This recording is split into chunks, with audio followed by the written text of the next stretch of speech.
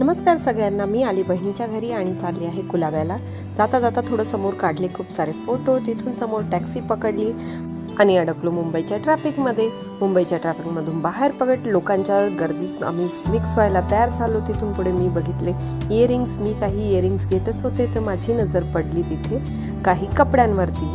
तर मी काही मुलींसाठी आणि माझ्यासाठी कपडे शॉपिंग केले, त्यासोबत खूप सारी अशी विंडो शॉपिंग पण केली। त्यानंतर काही पर्स आणि चप्पल खरेदी केले। घेण्यासारख्या बऱ्याच वस्तू होत्या पण बजेटही बघावं लागतं। तर शॉपिंग करत करत आम्ही तिथून बाहेर पडत होतो तेव्हा दिसली डबल डेकर बस। ही बस खूप सुंदर होती। अशी बस आमच्या संभाजीनगरला नाही। इथून आम्ही परत टॅक्सी पकडायला तयार झालो। टॅक्सी पकडून आम्ही परत बहिणीच्या घराकडे आलो। घरी जाऊन जेवण वगैरे आटपून आम्ही परत चक्कर मारण्यासाठी बाहेर आलो। सेंट्रल लायब्ररीच्या तिथे बसल्या आणि घेतला गरम गरम चहा।